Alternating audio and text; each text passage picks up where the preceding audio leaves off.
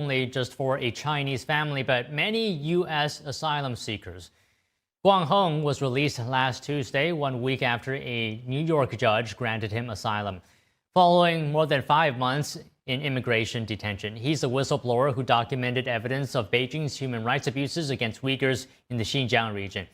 Guang sat down with NTD's Flora Hua less than 48 hours after his release from the immigration detention to unpack his journey. Let's take a look. This is Guang Heng. He was born in China and lived there for more than 3 decades. So what drove him to flee from his home country? It all started in 2020 when Guang traveled to China's Xinjiang region on a secret mission. So what prompted you to go to Xinjiang? Let's start from here. I read some reports on China's persecution of Uyghurs. Given my understanding of the Chinese regime, and as an ordinary citizen whose freedom of speech is restricted, I was sympathetic for what they were going through. I thought, all right, I could use my videos to provide testimony for their situation. Most of China's Muslim minority, the Uyghurs, live in the Xinjiang region of western China. The US and UK have accused China of genocide targeting Uyghurs. 1 million people have been reportedly detained in Xinjiang in nearly 400 so-called re-education camps. Beijing blocks foreign media from reaching the public, but Guan says he started bypassing censorship over a decade ago. In 2020, a BuzzFeed report on Uyghur persecution caught his eye. Having visited Xinjiang the year before, he was struck by the strict controls and heavy police presence there. The report made me think maybe I should go back and make a video about this. Driving through the locations marked in the news report, Guan found that some of the largest are in Urumqi, the biggest city in Xinjiang. You said these places look like detention facilities. Can you tell us what features made you think that they were detention camps? Many of them are located in Urumqi city. These sites had no names or signage and were under heavy security. There was a school with barbed wire on top of the walls, very unusual.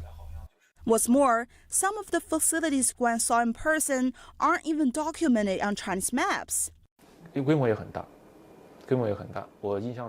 what I remember, along that stretch of Gaoqiao Road, there was a massive camp.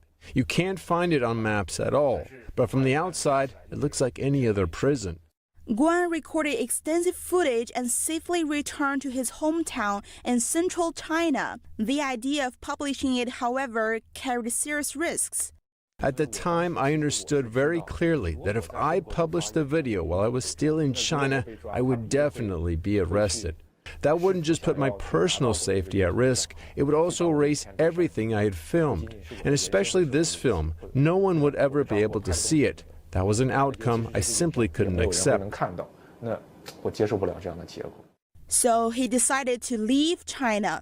After traveling through several countries in Latin America, Guan eventually crossed the U.S. southern border into Florida in 2021 and applied for asylum. Media and human rights groups say Guan's significant findings provide long-sought, on-the-ground evidence supporting claims of the regime's abuses. Meanwhile, across the Pacific, Guan's mother told me the family faced a coordinated campaign by the CCP months after he released the videos in the U.S. Police interrogated his father and close relatives.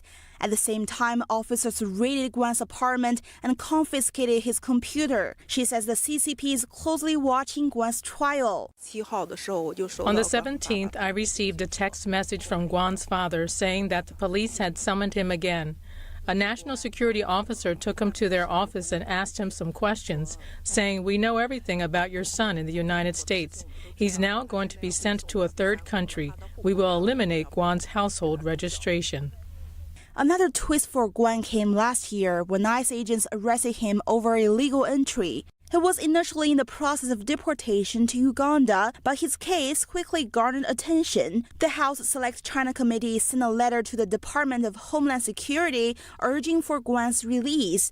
2 weeks ago, a New York immigration judge granted him asylum, citing well-founded fear of returning to China. Looking back, I asked him whether he regretted visiting Xinjiang and publishing the videos. 没有后悔过。 No. From the very beginning, the reason I made videos was to do something more meaningful, something more significant than just filming my own life. And that's how it's always been. Guan says he wishes the people in China to remain vigilant against the CCP's suppression. He adds that he's inspired by other Chinese dissidents, including civil reporter Zhang Zhan and the founder of the blog Program Think, Ruan Xiaohuan. Both remain detained in Chinese prisons today. Flora Hua, NTD News. And we're taking a short break now. We'll be back.